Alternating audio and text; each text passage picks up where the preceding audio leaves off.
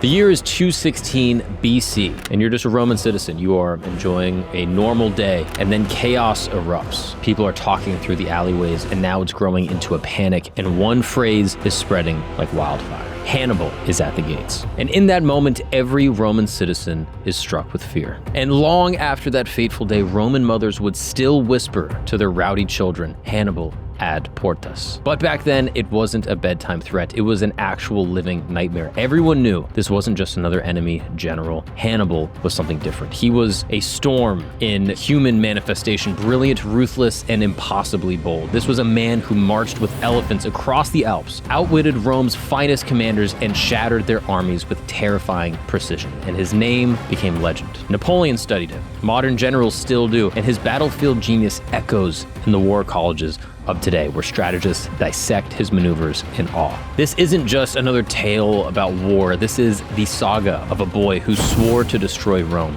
and grew into the one man who nearly did. This is the story of Hannibal Barca, the ghost that haunted Rome, the genius it could never conquer, and the enemy it would never forget. Today, we go through everything: the rise, the fall, and the genius of Hannibal. So, without further ado, sit back, relax, and welcome to History Camp.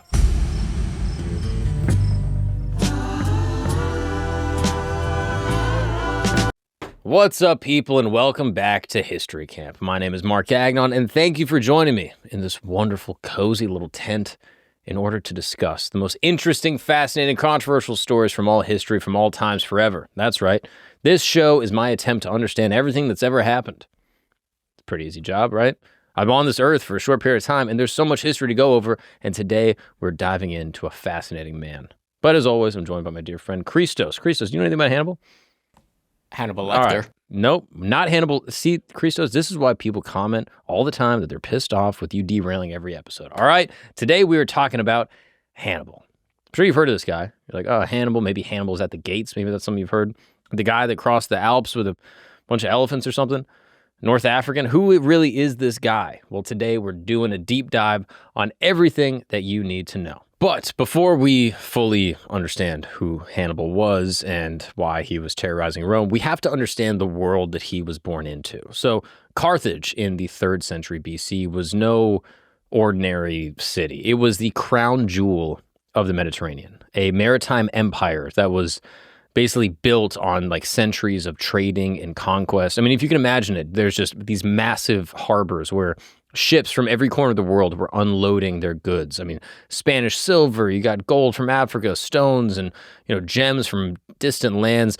The city's double harbor featured a circular sort of military port that ingeniously hid from view from the ocean. And you could also shelter hundreds of warships, and this was a design that amazed even Roman visitors. Wealthy merchants built these palatial homes adorned with like mosaics and, the city's famous purple dye, which, people talk about. And it was even worth more than gold at the time. And it was just flowing through the markets. And there was dozens of languages, mixing in with the sea breeze and some seagulls. And for nearly 4 centuries, Carthage had been the undisputed commander of the Western Mediterranean. Its colonies dotted the coastlines of Spain and Sicily and Sardinia, and its influence reached from, basically like Hercules all the way to Libya. This was an empire that was not built on conquest alone. Obviously, conquest is a part of it, but on the patient accumulation of wealth and a lot of, smart exploitation of, maritime superiority. But by 247 BC, cracks were starting to show in this facade, and a new power was rising in the north, and that place is Rome. And oh boy, Rome in this time is hungry. So, in the great trading city of Carthage in the North African coast, you can see it on the map here, there was a boy who was born who would one day terrorize an empire, Hannibal Barca.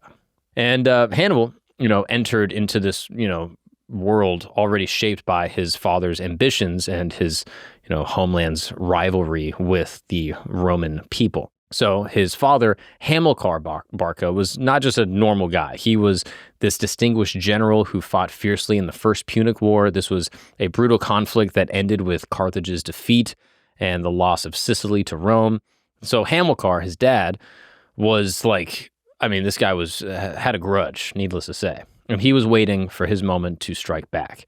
And the defeat had shattered more than the Carthaginian pride. So the peace terms were devastating for the people of Carthage. So massive, basically like austerity measures or like indemnities that were put on the treasury, the loss of Sicily's grain revenues, and worst of all, the surrender of that naval supremacy that actually made Carthage the empire that it was. So this once mighty Carthaginian fleet was now just kind of a shell of what it was before. Trade routes that had been protected for centuries are now open to this Roman interference. And as you can imagine, for the Carthaginians, this is a problem. So young Hannibal grew up just living in this resentment. And he would walk through, his city that kind of just held on to the scars of the defeat in this battle. And the grand merchant houses, still stood, but many families had been ruined by this war. And, that harbor that I was talking about that was once, bustling with these warships now was, a little bit quieter than normal. And every day he witnessed the consequences of this defeat in the Punic Wars. Then, when Rome opportunistically seized Sardinia and demanded even more tribute money, it was like pouring salt on this wound. So Rome's greed was planting the seeds of its own retribution. And then came the moment that would change the course of history. Hannibal was still a child when his father prepared to leave for Spain to basically rebuild Carthage's former glory. The boy, desperate to not be left behind, begged to come along. So Hannibal's dad, Hamilcar, led his son to the altar where they were making sacrifices to the gods. In front of these sacred ritual flames with the blood of the sacrificed sheep still warm, he made the boy place his hand onto this sacrificed sheep, and he swore an oath never to be the friend of the Romans. Now think about that. A young boy swearing this eternal hatred against an empire and just an entire people. And this wasn't just political. It was like a sacred vow that was sworn before the gods themselves. And from that very day, every choice that Hannibal made, every battle, every decision would basically be to destroy Rome. He wanted to be Pilate. That's the best way to put it. He wanted to be Pilate. He wanted to destroy Rome with everything, all from this oath from childhood. So now in Spain, under his father's watchful eye, Hannibal was starting to learn the brutal art of commanding a military and military strategy and just survival in general. Here, among the Iberian tribes and the veteran soldiers, Hannibal began to display the qualities that would make him legendary.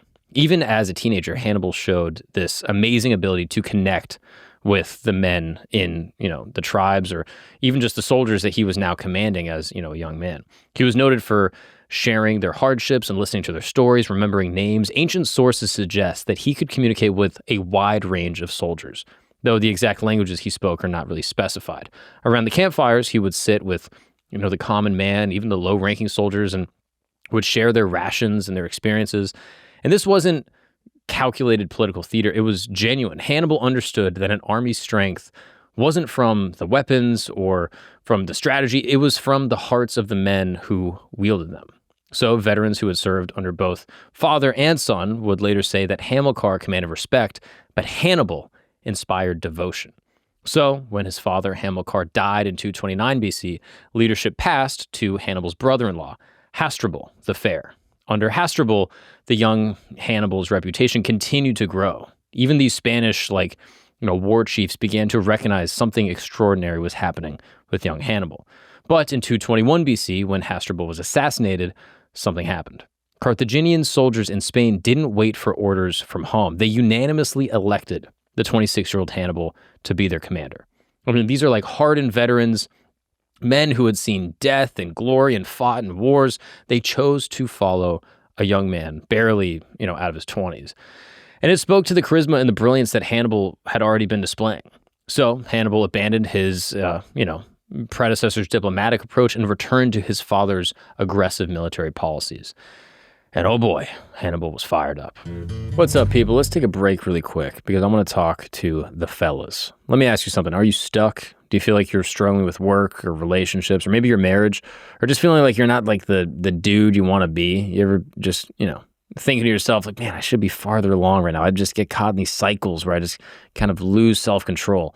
Well, here's the thing that nobody likes to admit. It is possible that porn might be part of the problem. Now, yes, I know, I said the P word. Now, look, I don't want to be overly moralistic here, okay? But if you're someone that struggles with pornography, and research has shown that regular porn users actually leaves men feeling more anxious and less connected, and ironically less satisfied. And then it creates a cycle that then you got to be a little secretive about, and you tell yourself like, oh, I'll quit, and then you come back to the same cycle, and now you're in a trap. Well, that's where Relay comes in. Relay is a therapist-backed app with actual clinicians designed to help men quit pornography and actually feel better and get control of their lives. And the difference with Relay is that you're not doing it alone. With Relay, you basically join a small group of guys that are kind of on the same road. They're sharing accountability and encouragement and actual tools to help when triggers hit and you're feeling, anxious or alone.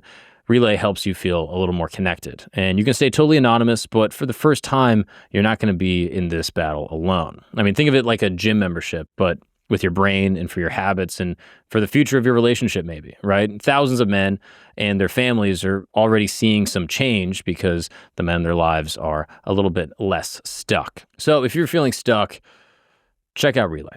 Don't wait another month to be the man that you want to be today, and you can break the cycle with Relay. So go ahead and use the code GAGNON, GAGNON, for a 7-day free trial if you feel like this thing has just got a grip on you that you're not able to let go. That is join Relay, JOIN, Relay, RELAY.app, app/camp, and use the code GAGNON for a 7-day free trial. Don't put it off. Be the man you're supposed to be today. Now let's get back to the show. So the moment that ignited the Second Punic War, which, just as an aside, that people always ask, like, why is it the Punic War? I didn't know why it was called this. Basically, the Romans would call the people of Carthage because they were originally settled by the Phoenicians. So it was the Phoenician traders that actually went up to Tunisia and kind of developed this place that then the empire grew from. And the Romans called them the Poni, or the Puni. And so over time, it just became the Punic. So basically, the Punic Wars were against the Phoenician lineage in Carthage against the Roman people. And as we know, the first one happened. Carthage had a bad defeat. So now it's time for round 2. And this happens in 219 BC when Hannibal set his sights on Saguntum. This was a city on the eastern coast of Spain. Now, Saguntum was allied with Rome, but lay in a region Carthage considered basically within the sphere of influence. So when Roman ambassadors arrived to warn Hannibal, attack Saguntum and face war with all of Rome, he wasn't intimidated. Driven by this sacred oath, he essentially replied, "Someone stop me. What y'all gonna do?" So the siege dragged on for 8 months, and Hannibal wasn't leading from the back. He wasn't, sitting back in Carthage looking through binoculars or whatever. He was on the front lines, shoulder to shoulder with his men. Ancient sources highlight his remarkable ability to endure the hardships as even his lowest soldiers. And from that, he really would earn their loyalty on the battlefield. They would have followed him to the ends of the earth, right? So when the city finally fell, his strategic mind showed through. He kept the money for his war chest, basically to fund the battles that he wanted to do, and distributed the slaves among his soldiers and sent the remaining plunder to Carthage. When news reached Rome, the Senate was pissed. The Romans are livid. They sent ambassadors to Carthage with basically an ultimatum: surrender Hannibal or face war. The Carthaginian Senate was divided. The merchant class, still recovering from the last war's devastation, didn't want another costly conflict with anyone, specifically Rome. They saw Hannibal as like this dangerous, crazy wild man whose ambitions would basically threaten like their careful rebuilding efforts. They were like, we don't need war. We can just trade. We still have a nice little spot. We don't want to get destroyed by the Romans. The Old Guard, led by Hanno the Great, argued passionately for appeasement, but the memory of this First Punic War and the humiliation that came with it was deep, and there were still those who shared the Barca family's hunger for revenge. So when the Roman ambassador dramatically shook the folds of his toga and declared, "Here I carry peace and war. Choose which you will have," enough senators remember their lost pride, and they chose war. So Hannibal was already putting his audacious plan into motion. By the spring of 218 BC, Hannibal embarked on what would become one of history's most legendary expeditions ever. His army was massive, 90,000 men, 12,000 cavalry, and 37 war elephants. Yeah, we're talking legit war elephants. But he wasn't heading to Rome by the expected route. He was going to do something that the Romans thought was impossible, and that is to cross the Alps. Now, if you take a look at the map, you can see where Carthage is, and you can see where the Alps are. So you can imagine the Roman shock when they realized what was happening. They had expected to intercept Hannibal in southern France, but he was already crossing the Rhone River and was heading straight for the mountains. Now, the Rhone crossing itself was a masterpiece of military engineering. Getting 100,000 men across a major river is hard enough, but doing it with elephants, unheard of. Hannibal built these special rafts that extended into the river like piers, basically. And then the female elephants were led onto these first, with the males following behind them. And when the rafts were cut loose and basically towed across, some of the elephants would panic and they fell into the water. But amazingly, they survived because they would just kind of pop their trunks out and just kind of breathe a little bit. But the real test was still ahead, the Alps. You can imagine the Alps, right? This is at this point, an uncrossable mountain range. It's massive, hostile terrain defended by local tribes, and then winter is on its way. If you guys get stuck in the Alps in the middle of winter, you're cooked. No army of any comparable size had ever even attempted a crossing like this. So as Hannibal's army began its ascent in late autumn, they faced not just the brutal geography, but constant attacks from local tribes all across the region who basically would launch ambushes on them from the heights, rolling boulders down onto, the troops below. The higher they climbed, the worse the conditions became. They had early snow that year, which made the paths treacherous. At one point, a landslide destroyed the entire part of their pathway completely. So the troops are starting to get a little pissed. They're like, hey, Hannibal, I think maybe we missed a turn or something. I think we're a little lost. And they were ready to give up when they were now staring at what seemed like, certain death. But Hannibal rallied them with vision, ultimately. He climbed to the highest point and showed them the fertile Italian plain spread out below, their destination, and ultimately their reward if they could just hold on and endure the impossible. Now, if you know anything about climbing the mountain's only half the battle, because then you got to go down. And for Hannibal, the going down part was even worse than going up.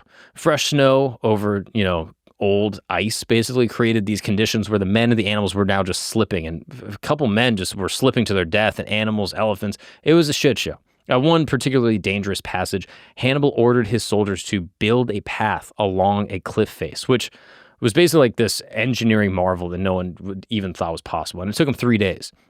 But after 15 days of just pure hell, Hannibal finally reached the plains of northern Italy. The cost had been enormous. Of his original 100,000 plus army, only 26,000 remained. Think about that. A quarter of them actually made it over the Alps. All but one of his precious elephants were dead or dying. But he did it. He had brought an army across the Alps, and his arrival in Italy sent shockwaves through the Roman world, and the nightmare had only just begun. What happened next was like watching a masterclass in military brilliance. Over the next 2 years, Hannibal would deliver 3 crushing defeats that established him as one of history's greatest tactical minds ever. The Battle of Trebia came first, and this was in December of 218 BC. The Roman commander Tiberius Sempronius was the exact kind of opponent Hannibal loved to face. He was proud and he was impatient, but he was predictable. And when Hannibal sent his cavalry to harass the Roman camp on this freezing winter morning, Sempronius took the bait.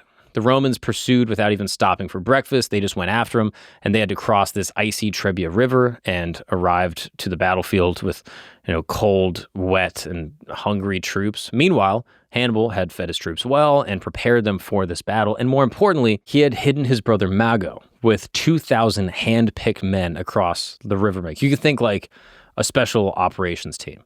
So as the battle raged, just when the Romans thought that they were pushing forward successfully and getting these guys that were basically harassing their camp, Mago's hidden forces struck from behind. Caught between Hannibal's main army and the ambush, the Roman army disintegrated. According to Polybius, around 15,000 Romans were killed in this one battle, while Livy suggests that it could have been around 30,000 were killed or captured, with only 10,000 managing to escape. 6 months later came Lake Trasimene, perhaps the most perfect ambush ever to be done in military history ever.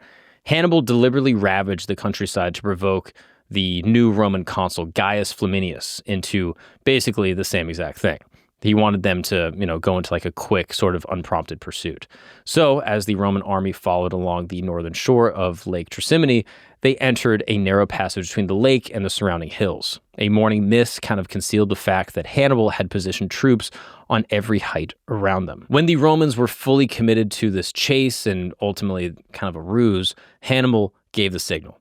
Bang! Attacks come from all sides simultaneously. The Romans couldn't form proper battle lines. They couldn't even understand what was happening. In the slaughter that followed, 15,000 Roman soldiers died, including Flaminius himself. But Hannibal wasn't done yet. The Battle of Cannae in 216 BC stands as one of the most brilliant military victories in all of history. Rome, finally understanding the magnitude of the threat that is Hannibal, assembled the largest army in its history, somewhere between 80,000, 90,000 men, including both legionaries and allies, support staff, everything they could throw at Hannibal, basically to crush this Carthaginian invader once and for all. The psychological impact on Roman society was immense. Refugees streamed into Rome with basically just like these horror stories of Hannibal and, these supernatural abilities that he possessed, and panic started to go through all of Rome. I mean, they were buying stuff in the markets, and wealthy families were moving their valuables out of the city, and the poor were wondering if the gods had basically just abandoned Rome entirely. I mean, Hannibal took on more than just a military personality. They thought he was like an actual demon or something. They were like, this guy is supernatural or contains some type of, mystic capabilities. So Hannibal, in this exact moment, is outnumbered, but he arranges his forces in a crescent formation that would become legendary to this day. He basically placed his weakest troops in the center, with his veteran North African troops basically on the flanks, and whose superior cavalry held onto the wings. So as the battle began, the Romans did exactly what Hannibal expected. They pushed forward against his center, which gradually gave ground while, maintained cohesion of the rest of the crescent. And this was a deliberate tactic to basically lure them in. And this controlled withdrawal basically drew the Romans deeper and deeper into what was becoming a death trap. Hannibal's cavalry routed the Roman horsemen and then swept around to attack the Roman infantry from behind. So if you can imagine this moon shape, basically the Romans went straight in and then they closed in a circle around them. And the Romans found themselves just completely surrounded, pressed from the front by troops that basically had stopped retreating, and squeezed from both sides by the infantry, and then attacked from behind from the returning cavalry. And what followed was less a battle rather than it was just a execution, basically. Packed so tightly that they could barely move. They were just getting crushed and crushed and crushed. 50 to 70,000 Roman and allied soldiers were killed or captured in a single day. But the vast majority of them had perished. I mean, for the population sizes of the time, this was a catastrophic loss. I mean, you got to think, at just this battle alone, somewhere between 50 to 70,000. Many of them former consuls, current consuls, numerous senators, all killed. Cannae was the perfect execution of what military historians call the double envelopment. And this was a maneuver that was so difficult to do that very few commanders in history have ever successfully replicated it. So after Cannae, the Romans were basically, crushed and reeling from maybe its greatest military disaster ever. And Hannibal's cavalry commander, Hannibal, urged immediate action. He basically said, you know how to win battles, but not how to use your victories. So after this moment, why didn't Hannibal march onto Rome itself? And the answer here reveals both Hannibal's strategic vision, but also some of the limitations that he faced. So despite his victories, Hannibal's armies had suffered casualties and was far from its supply bases. And if you know anything about, military tactics, supply lines are arguably more important than anything. He lacked the, heavy siege equipment needed to actually get through Rome's massive walls. And more importantly, his political constraints from Carthage were actually becoming more apparent. So the Carthaginian Senate, dominated by merchants who feared the economic backlash of this type of prolonged war, had been reluctant to send the adequate reinforcements. While Hannibal was winning these impossible victories in Italy, the politicians back home were looking at the margins and the numbers, and they worried about retaliation from Rome. It also kind of tells us that Hannibal's goal wasn't necessarily the physical destruction of Rome itself. His strategy was to dismantle Rome's confederation of Italian allies. And initially, this strategy showed some promise. After Cannae, several important cities in southern Italy, including Capua, switched sides. But Hannibal had made a fundamental miscalculation. He underestimated the resilience of the Roman alliance system. And despite his stunning victories, the majority of Rome's allies were remaining steadfast, bound by generations of shared interest and, this mutual protection that they all had. The Roman Confederation provided more resilient than Carthage's commercial empire. where Carthaginian allies were held by trade agreements and, basically this shared interest in making money.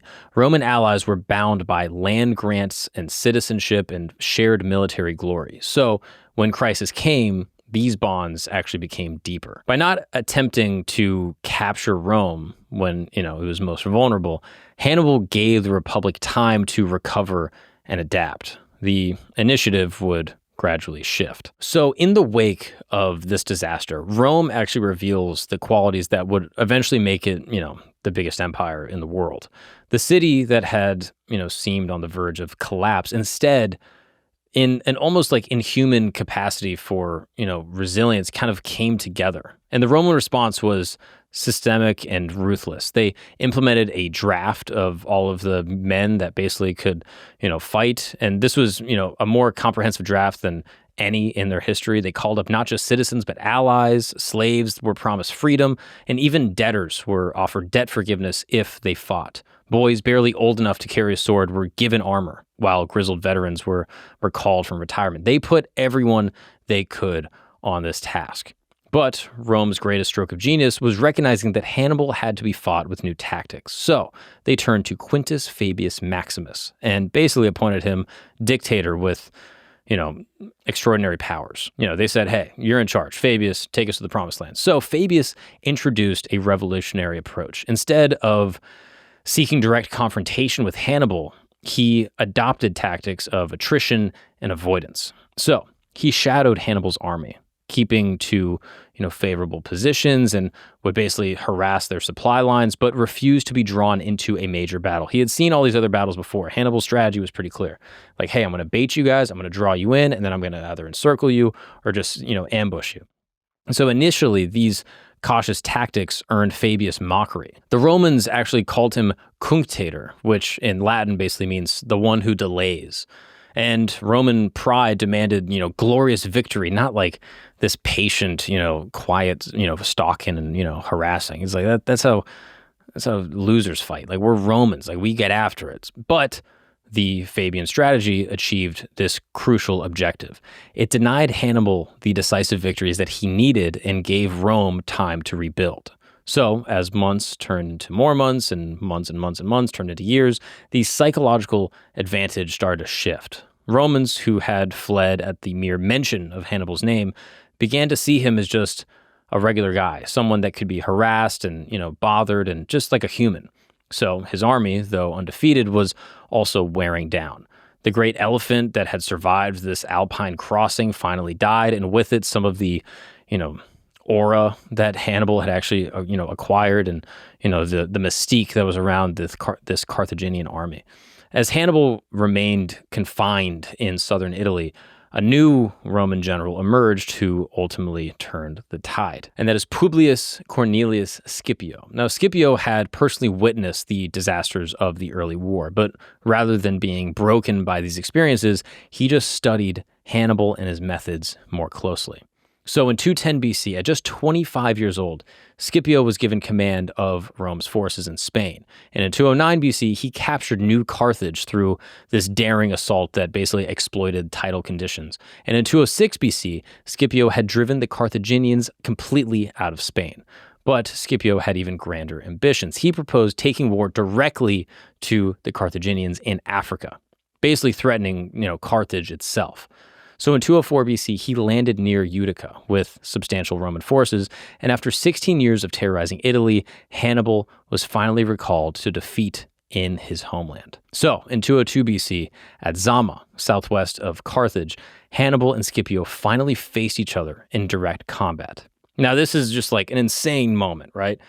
You have these two generals, arguably two of the greatest generals of their time, meeting face to face. And it's like watching the culmination of like this generation-long chess match between the finest strategic commanders of their age. Both of the commanders deployed their forces with, characteristic skill, but Scipio had clearly studied Hannibal.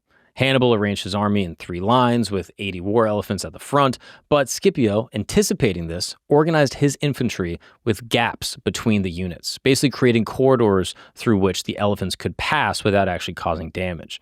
And the decisive factor proved to be the cavalry. With Numidian horsemen now fighting for Rome, their allegiance purchased by Scipio's diplomatic skill and also, Roman cash, Scipio actually had the advantage that Hannibal had exploited so effectively at Cannae.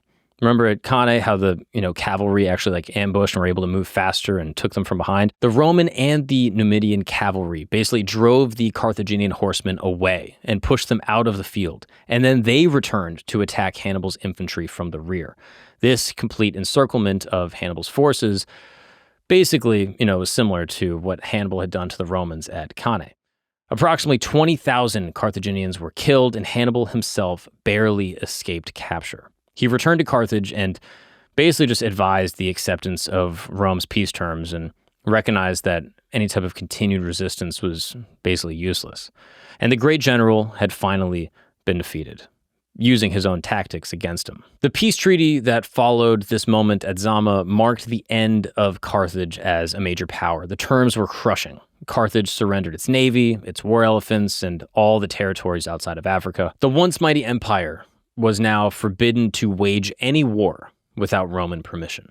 The bustling harbors that had once sheltered hundreds of warships were now completely empty. Their naval infrastructure was just, systematically dismantled under this new Roman supervision. And despite the catastrophic defeat, Hannibal's abilities still commanded respect. In 196 BC, he was elected to one of Carthage's chief magistracies. In this civilian role, he demonstrated the same brilliance that he had shown on the battlefield and implemented reforms to basically rebuild Carthage's economy and, streamline its government. But these political successes that, Hannibal had in Carthage still scared Rome. The city that had once trembled at the sound of his name was not prepared to see Hannibal succeed in peace where he had failed in war. So, in 195 BC, suspicion of Carthage's recovery under Hannibal's leadership, Rome then sent commanders to investigate. And rather than face Roman justice, Hannibal fled into exile. And for the next dozen years, the aging general wandered from court to court in the eastern Mediterranean, always one step ahead of the Roman demands for his surrender and capture. He served various kings in their wars, including Antiochus III of Syria, but his influence gradually diminished as Roman power expanded. The man who had once commanded armies across 3 continents was now reduced to, being like an adjunct professor, right? He was just popping in and offering some tactical advice to minor princes, his genius constrained by the limitations of weaker armies and even, weaker ambitions. Yet even in exile, Hannibal remained true to his oath. He continued to seek ways to strike back at Rome, advising anyone who would listen on how to resist this Roman expansion. Kings would basically summon him to their councils, hoping that some fragment of his legendary skill might transfer to their own military and, what they were trying to do. But Hannibal was like a great sword whose edge had been kind of dulled by time and circumstance. The fire still burned inside of him, but the fuel was basically exhausted. Then, in 183 BC, with Roman agents closing in and King Prusias of Bithynia preparing to betray him, Hannibal found himself trapped in his fortress at Labisa near modern-day Istanbul. All escape routes were blocked, and officially the hunter, the great general, had become the hunted. Sensing the end, this now 64-year-old general is said to have remarked, "Let us relieve the Romans of their continual dread, who think it long to await the death of a hated old man." With these words, Hannibal took poison that he reportedly always carried with him in a ring, ensuring that he would never be paraded through Rome in chains. He died in exile, far from Carthage and the very city that he loved and tried to save, but true to the oath that he had sworn as a 9-year-old boy. His brother Mago had died years earlier, fighting alongside him in many of those early campaigns. His other brothers had fallen in Spain, defending the Carthaginian interest, and the Barca family had given everything to their sacred vow, and now the last of them was gone. Hannibal's death marked really the end of an era, but his impact on Rome was transformative and enduring even to this day. Though defeated, he had forced the emerging superpower to evolve in ways that would ultimately enable its domination of the ancient world. And the irony here is kind of hilarious, to be honest. In his failure to destroy Rome, Hannibal had instead created the methods by which Rome would destroy everyone else. The Romans had learned from their nightmare teacher lessons that they would never forget, lessons in logistics and strategy and the integration of diverse fighting forces and special operations, and above all, the patient application of overwhelming resources. For generations after his defeat, he remained the archetypal enemy in Roman consciousness. He was the zenith of evil, and Roman mothers continually would tell their kids when they were, acting up, they'd basically say, hey, watch out, Hannibal's going to get you. Hannibal's at the gates. Like, it was such a compelling story that it almost became folklore long after the actual threat had passed. This persistent memory really just shaped the Roman identity and reinforced the values of resilience and sacrifice that had seen the Republic through its darkest time. I mean, it's kind of funny that the Roman parents would be like, oh, they're going to get you. They're going to get you. Why is that funny? It's just like, it's not something people would do today. You know what I mean? Like, I would never imagine someone be like, oh, watch out, Hitler's going to get you. You know what I mean? Like, oh, kids, behave, Putin's coming for you. Like, I just don't see that being, I mean, I don't know, maybe in Ukraine, say, I don't know all the details, but it's just kind of funny that was like their boogeyman. Regardless, Hannibal, meant a lot to many different people, but even for military professionals throughout history, Hannibal and his campaigns were just this inexhaustible source of instruction and information. So Napoleon himself, Bonaparte, right? The French dude that was not actually French, but, took France to great heights. He studied his tactics obsessively, and he actually called him the greatest general who ever lived. The Emperor of France, master of Europe, humbled himself before the memory of this, Carthaginian exile. Modern military academies still teach Cannae as the perfect example of tactical encirclement, and his broader approach, emphasizing mobility and swiftness, deception, and psychological warfare, has influenced countless commanders through the ages. And maybe the final irony of Hannibal's legacy is that because he was such a great and, terrifying military commander, he forced Rome to adapt and evolve to meet his challenge, which they did. And after Hannibal was long gone, Rome was a more formidable empire that would eventually fulfill his worst fears. 50 years after he died, Rome launched the Third Punic War, not from necessity, but from the systematic determination to eliminate even the memory of Carthaginian greatness. The city was destroyed so completely that the Romans supposedly sowed salt in its ruins to ensure that nothing would ever grow there again. Yet, even in defeat and death, Hannibal achieved like a kind of immortality, you could say. His name became synonymous with military genius, and his tactics were a template for, generations of commanders, and his story became a testament of both the heights of human achievement and the limits of individual brilliance against a formidable empire. And in the end, Hannibal was more than just a military commander. He was proof that genius and dedication and courage can shake the foundations of the world, that one guy can go up against the biggest behemoth that he could imagine, all because he swore to his father that he would. And yet, in the end, he wasn't ultimately successful. Still, his courage, I think, is commendable. He was this nightmare that taught Rome to become invincible and, the enemy who forced an empire to ultimately become the greatest of all time. So the boy who swore an oath on his father's altar grew up to be the man who changed military history itself. And although he is long gone and 2,000 years have passed, we're still asking the same question: how did he do it? And there's also a lot of interesting things to think about with Hannibal, right? Like, I don't know. You think about like one guy being so dedicated to his life's mission that he does impossible things that different great military commanders then take and then add on to themselves. But also, like, what do you teach your kids? Like, what are the things you want your child to, ultimately be instilled with? Because it seems like Hannibal, growing up in this environment with this dad, this type of, military general, obviously had an impact on him. I don't know. I mean, it's easy to look back on history. This is what I love about history, is that you can just look back on these ancient conflicts and you don't have to, like, parse through the ethics of it. You can just be like, yo, these two guys were going at it. And sure, 80,000 troops died, whatever, right? I mean, sure, like, it's easy, like, in the modern day, you gotta be so careful with all the politics. But now you can just look at history and be like, yeah, it was crazy. Hannibal was doing this, the Romans are doing this. What a time, right? Sure. I don't know. It's easy to, like, I like that I can look and be like, dude, the Romans, they were nice at battle. And I can also look at Hannibal and be like, he was also good. And I don't have to care about all the politics of it. I mean, it is kind of crazy that the Romans were so pissed at Carthage for all these Punic Wars that they were like, yo, we are going to just destroy this land. I mean, we're going to salt the shit out of it. I mean, can you Google if Carthage is able to grow stuff now? Modern-day Tunisia grows large amounts of olives, almonds, dates, and oranges. Wow. And that is where Carthage was. Like, was it around the side or it was all in Tunisia? Modern-day Tunisia. Whoa. So, I mean, I guess the Romans didn't ultimately win. I mean, Tunisia's not, I don't know if they're a global superpower. Probably not.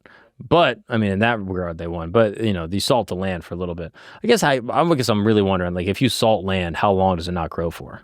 Probably like a couple hundred years. 2,000 years go by, I'm sure you can grow some stuff. I'm not an ecologist. I just run the cameras. All right, Christos. Enough derailing us, dude. I know I'm asking you questions. But anyway, what did you guys think of Hannibal? I'd love to know your thoughts. If you are a historian or a researcher on military generals, is there anything I missed? Please drop a comment. I read all of them, YouTube and Spotify. If you are the top comment on this video, we're going to send you some merch. That's right. We'll get in touch with you some way, somehow, and we will get you guys laced up, dripped out, and also, I'm on the road, Mark Gagnon Live. You can check out all the tickets there. I'm going to a bunch of great cities, and I'm excited to do stand-up comedy. It is, unfortunately, a great time. Anyway, thank you guys so much for tuning in to another episode of History Camp. I will see you in the future to talk about the past. So long, and goodbye. If you've made it to the end of this episode, that's because you rock with us, and for that, we rock with you. You are sophisticated, you enjoy honest, true communication, a highbrow type of person that understands this. History is not just dates and names, it is a tapestry of human triumph and tragedy. From the day Nostradamus made his first prophecy to the morning Paul Revere took his midnight ride, from ancient oracles to modern revolutionaries. That is why I need you. If you have not already, please sign up for Today in History, our free newsletter. Today in History brings you the stories that matter, the moments that changed everything, and the secrets hidden in time. Join thousands of history enthusiasts who get their daily journey through time. Don't let another day of history pass you by. Take the conversation to your inbox. Sign up now through the QR code or link in the description. Today in History, because history's stories shape tomorrow's world. Thank you for watching the episode. We'll see you next time.